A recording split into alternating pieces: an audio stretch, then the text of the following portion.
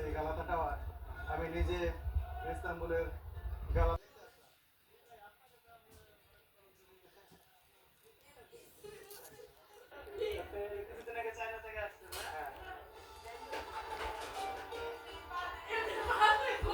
এখন আমি আস্তে আস্তে ঘুরতে থাকবো, বিভিন্ন দেশের জায়গায় যাবো, এক এক জায়গায় এক এক দেশকে সেগুলো আস্তে আস্তে আমি ঘুরে দেখানোর চেষ্টা করবো আপনাদেরকে। এখন পর্যন্ত আমরা সৌদি আরবের ভিতরে রয়েছি, মানে সৌদি আরবকে যে জায়গাতে তুলে ধরা হয়েছে সেগুলোর মধ্যেই রয়েছে।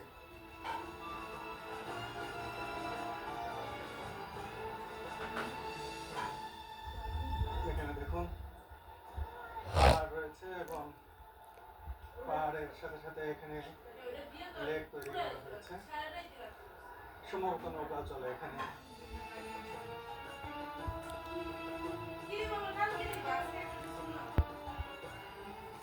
এই পাহাড়ের মধ্যে বিরাট একটি টানেল তৈরি করা হয়েছে লোহার মতো করে। আবার এইসব জায়গায় কিন্তু অ্যাকোরিয়ামের মতো দেওয়া রয়েছে, যেখানে অনেক মাছ রয়েছে। ও এখানে দেখুন দারুণ একটি দৃশ্য ফুটিয়ে তোলা হয়েছে। সমুদ্রের মধ্যে একটি নৌযান ভেঙে পড়ে রয়েছে, আর মাছেরা সেই সমুদ্রের তলদেশে ভেঙে যাওয়ার নৌযানের পাশ দিয়ে ঘুরছে।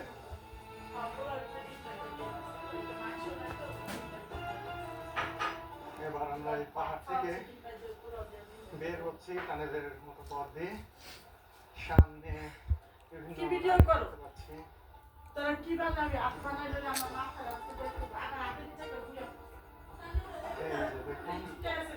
কত সুন্দর, ওয়াও, মনে হচ্ছে এই গুহার ভিতর দিয়ে ভিন্ন একটা জগতে চলে এলাম।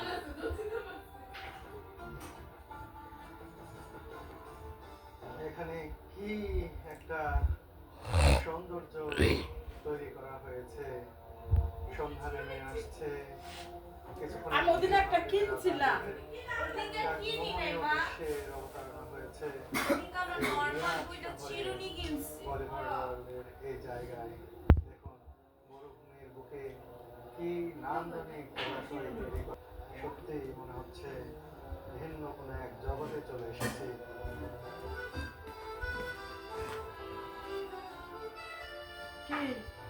আমরা এখন ফ্রান্সের মধ্যে আছি। দেখুন এই যে লেখাগুলো দেখলেই বুঝতে পারবেন, লিও ডেলিসাস ডে ফ্রান্স। এখানে ফ্রান্সে যেভাবে ভবনগুলো তৈরি করা হয় সেই আকৃতিতেই এই ভবনগুলো তৈরি করা হয়েছে। দেখুন এরপরে ফ্রেঞ্চ বিল্ডিং দেখতে পাবেন। এখানে ফ্রেঞ্চ কিছু রেস্টুরেন্ট রয়েছে, সেই সব রেস্টুরেন্টে বসে সবাই খাচ্ছেন। Oh my God! কি অবস্থা! কি বিশাল এক স্ক্রিন! এত বড় স্ক্রিন আমি জীবনেও দেখিনি। মাই গড, দেখুন কত বড় একটি ক্যানভাসে ফুটিয়ে তোলা হয়েছে ফ্রান্সকে, যেখানে আমরা আইফেল টাওয়ার দেখতে পাচ্ছি, তাদের নান্দনিক স্থাপত্য দেখতে পাচ্ছি, রেস্টুরেন্ট দেখতে পাচ্ছি।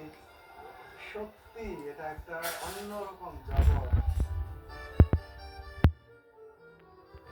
বন্ধুরা দেখুন এখানে একটি আইফেল টাওয়ারও তৈরি করা হয়েছে।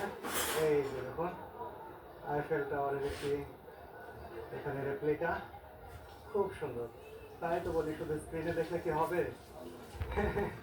দেখুন খুব সুন্দরভাবে আইফেল টাওয়ার তৈরি করা হয়েছে, সবাই এসে এখানে ছবি তুলছেন।